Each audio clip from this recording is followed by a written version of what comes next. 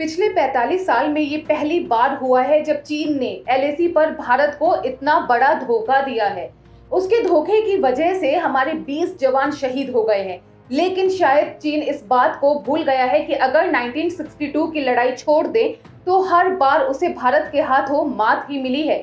अभी करीब 3 साल पहले की ही बात है। डोकलाम में चीन ने भारत को घेरने की कोशिश की थी। करीब 70 दिनों तक सीमा पर दोनों देशों के बीच तनाव की कंडीशंस बनी हुई थी, लेकिन डिप्लोमेसी और इंडियन आर्मी की बहादुरी की वजह से चीन को अपने पैर पीछे खींचने पड़े थे। आखिर क्या हुआ था डोकलाम में और कैसे भारतीय सेना ने चीन को पीछे हटने पर मजबूर कर दिया था, इसे जानने के लिए आपको मेरी ये वीडियो देखनी चाहिए।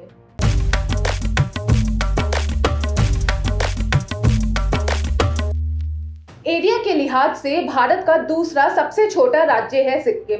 इसकी ज्योग्राफिकल कंडीशंस ऐसी हैं कि ये नेपाल, चीन और भूटान से लगा हुआ है। इस लिहाज से सिक्किम बेहद ही संवेदनशील यानी कि सेंसिटिव है।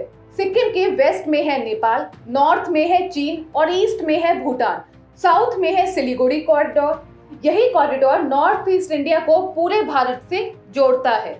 जिस जगह पर भारत, चीन और भूटान की सीमाएं एक दूसरे से मिलती हैं, वहीं पर है डोकलाम। ये एक तरह का ट्राई जंक्शन है जिसका एरिया करीब 300 वर्ग किलोमीटर का है। ये भूटान का हिस्सा है, लेकिन चीन इस पर अपना दावा करता है और इसी दावे की वजह से चीन ने डोकलाम के सीमावर्ती शहर यतोंग से डोकलाम तक के लिए एक सड़क बनाने का काम शुरू कर दिया। ऐसे में भूटान आगे आया और चीन से कहा कि भाई ये तो गलत बात है, हमारे यहाँ सड़क क्यों बना रहे हो। फिर चीन अड़ गया, कहा कि डोकलाम तो उसका हिस्सा है। वैसे तो भारत का सीधे तौर पर इस विवाद से कुछ लेना देना नहीं था, लेकिन भूटान और भारत के बीच 2007 में हुआ एक समझौता कहता है कि दोनों देश राष्ट्रीय हितों के मुद्दे में एक साथ काम करेंगे। इसके अलावा अगर चीन भूटान में अपनी उपस्थिति दर्ज करने में कामयाब हो जाता तो ये भारत के लिए परेशानी की बात भी हो सकती थी। लिहाजा भूटान की मदद के लिए भारत को आगे आना ही था। इस बीच मई 2017 में चीन की सेना भारत के बॉर्डर तक आ गई और सैनिकों से उनकी कहासुनी भी हुई। भारत की ओर से बातचीत की गई। कहा गया कि दोनों देश एक दूसरे के बॉर्डर पर दखल नहीं दे सकते, लेकिन चीन नहीं माना और बॉर्डर पर सेना की तैनाती कर दी। फिर भारत ने भूटान की मदद की और अपने सैनिकों के साथ डोकलाम पहुंच गया।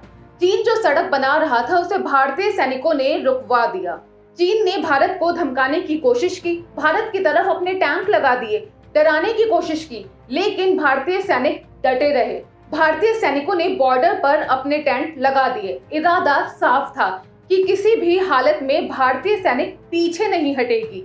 छोटी मोटी झड़पें भी हुई, लेकिन भारतीय सैनिक डटे रहे। इस बीच राजनीतिक स्तर पर बातचीत शुरू हो गई। दोनों देशों के सैन्य अधिकारी और नेता बातचीत के जरिए विवाद को हल करने की कोशिश करने लगे। आखिरकार 70 दिनों के बाद विवाद सुलझा और फिर चीनी सैनिकों को डोकलाम से पीछे हटना पड़ा।